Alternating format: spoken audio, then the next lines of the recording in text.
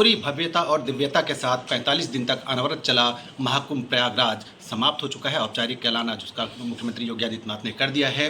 वसुधैव कुटुंबकम के संदेश के साथ खत्म हुआ ये महाकुंभ अपने आप में तमाम संदेश दे गया है। हमारे साथ बात करने के लिए योगी सरकार के मंत्री योगेंद्र उपाध्याय जी मौजूद हैं। योगेंद्र जी, इस बार का जो महाकुंभ रहा वो अपने आप में अनूठा और अद्भुत रहा।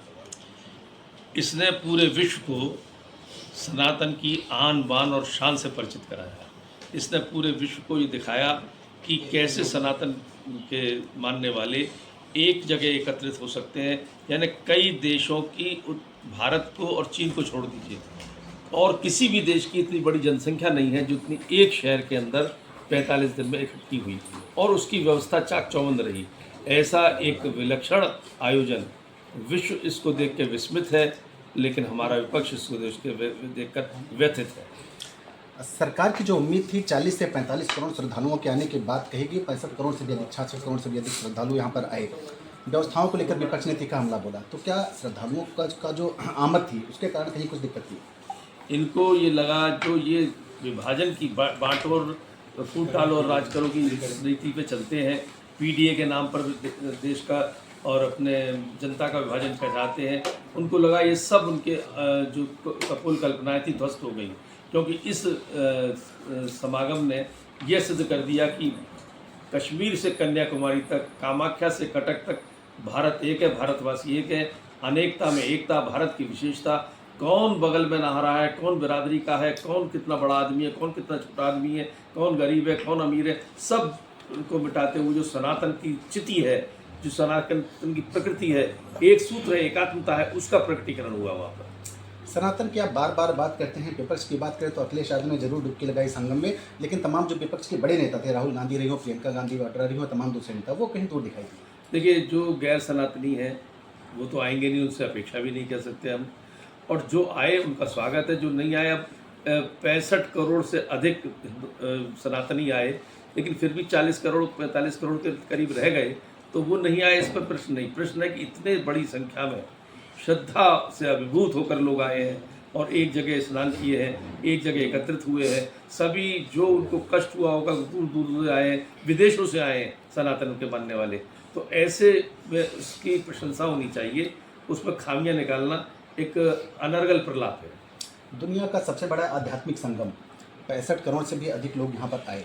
विपक्ष ने तमाम तरह के दावे किए, हालांकि देखने को मिला कई जगहों पर श्रद्धालुओं को 20-20 किलोमीटर ऐसा सुनने में आया कि पैदल चलना पड़ा, तमाम तरह की दिक्कतें पेश आई। आपको नहीं लगता कि इसका मैनेजमेंट कुछ और बेहतर हो सकता है? देखिए, इससे बढ़िया मैनेजमेंट कभी भी किसी भी राजा को या कभी संतुष्ट नहीं होना चाहिए अपनी व्यवस्थाओं से। उससे संतुष्ट हो जाएगा तो फिर और अच्छी व्यवस्था नहीं कर पाएगा। हमने इससे सीखा है। अभी योगी जी ने हम लोगों की मंत्री परिषद की बैठक में कहा था कि अब इसके कुछ दिनों बाद ही अगले कुंभ की तैयारी की बैठक लेंगे, यानी और इससे अच्छा कैसे कर सकें। तो व्यवस्था तो चाक चौबंद हुई है। इससे पहले की कैसी व्यवस्था थी, आज की कैसी व्यवस्था, जनता कहती है इससे बेहतर व्यवस्था हो नहीं सकती, लेकिन हमारी कल्पना में इससे बेहतर व्यवस्थाएं होनी चाहिए। मुख्यमंत्री जो स्वयं एक महंत है, अगर उनकी बात करें तो उनके लिए आयोजन दिल से, हृदय से जुड़ा हुआ आयोजन था ये। आप कितने नंबर देंगे इस पूरे आयोजन को, जिस तरह से ये पूरी दिव्यता भव्यता के साथ 45 दिन में संपन्न हुआ? देखिए, 100 में से 100 नंबर दूंगा। अगर मुझे 100 में से 200 नंबर देने की क्षमता होती, कोई गणित ऐसी होती, तो 100 में 200 नंबर भी लाइक योगी जी और मोदी जी का काम था इसमें। और योगी जी ने तो खास तौर से जिस चिंता से दिनों रात जुटकर इसमें चिंता की और इसकी व्यवस्थाएं देखी, वह वाकई प्रशंसनीय है। ऐसा इससे पहले कभी किसी मुख्यमंत्री ने नहीं किया, बल्कि एक मुख्यमंत्री ने तो गैर सनातनी को इसकी व्यवस्थाएं दे रखी थी। अब विपक्ष के लिए आपका क्या संदेश होगा, जिस तरह से पूरा एक तरह से आप कह सकते हैं पॉलिटिक्स लगातार प्रयागराज महाकुंभ को लेकर होता है? देखिए, विपक्ष से ये कहूँगा कि हर बार सिर्फ एक बिरादरी को या धर्म के लोगों को खुश करने के लिए सनातन पर चोट दर चोट करते जाएंगे तो स्वयं नष्ट हो जाएंगे, क्योंकि सनातन को नष्ट नहीं कर पाएगा कोई। ये वो चट्टान है जिस पर किसी भी अगर चुंच प्रहार करने की कोशिश की है तो उसकी चोंच टूटी है, चट्टान वहीं की वहीं है, सनातन वहीं रहेगा। कुछ बात है ऐसी, हस्ती मिटती नहीं हमारी, बरसों रहा है दुश्मन दौरे जा रहा है। बहुत बहुत धन्यवाद।